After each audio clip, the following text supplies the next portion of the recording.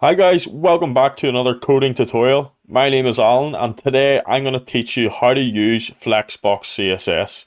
This is the first part in a little mini series where I'm going to teach you how to set up your Flexbox container and how to manipulate the direction of the Flexbox items within your container. So to get started, I've got a container set up which contains three different items. You can see on the screen here on the right hand side that I've styled these items to have a background color, a width and a height, and a little heading inside each of them to say 1, 2 and 3. That's just to show you which item it is corresponding to in the code.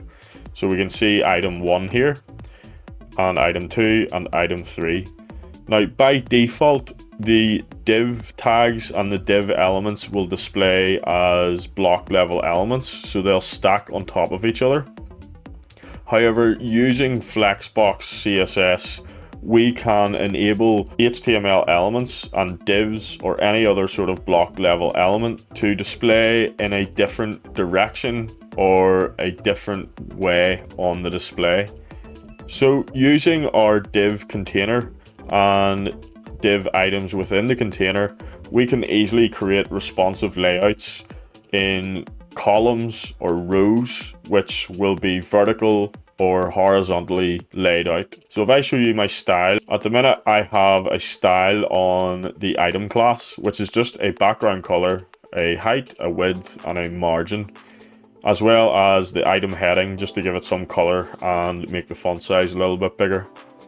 So to start off, first thing that we need to do to enable our Flexbox CSS is actually change the display property on the main container to be flex. So let's reference our container class here. Other display properties that you may be familiar with are display inline or inline block, things like that. So it's no different in Flex. All we do is display flex. And if we save this and refresh our page, you can see that the div elements actually are aligned in a horizontal fashion now. They are aligned in a row. And this is because this is the default display for the Flex container. By default, your items will display on the row. In order to show you that what it looks like in CSS, the property for the flex direction is basically flex-direction, and the default direction is row. If we refresh, there's no change because that is the default. The default is flex direction row.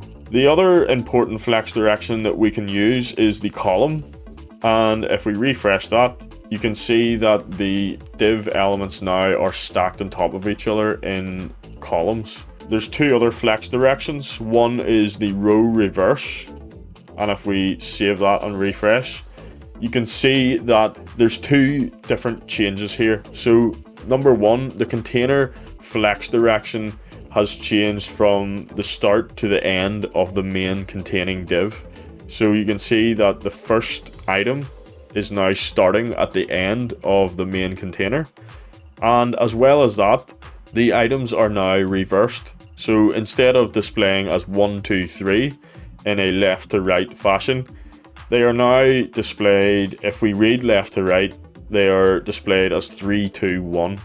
And if we were to add another item in there, for example item 4, it would display first. So the other flex direction is the column reverse, which you can probably guess is just the column flex direction but reversed.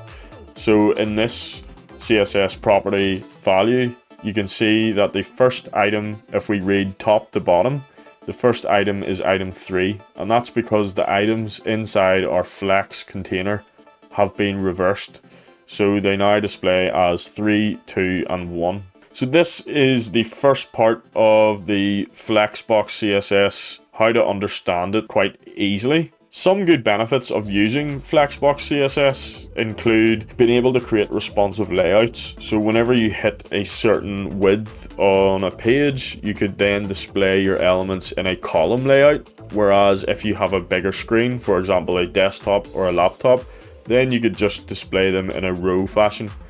It's a really easy way to create a fully responsive mobile first layout without needing to write lots of different media queries in your CSS. So Flexbox is basically, it's a one-dimensional layout model and method used for laying out the items like HTML elements in a row or a column fashion, which is horizontal or vertical.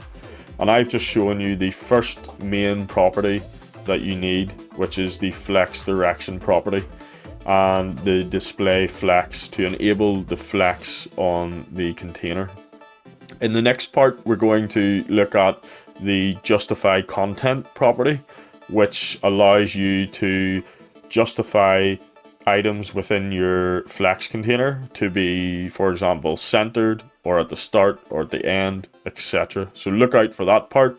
If you enjoyed this Flexbox CSS video, please give it a thumbs up, leave a little comment if it helped you, and please remember to subscribe so you don't miss out on any future coding tutorials. I'll see you in the next video.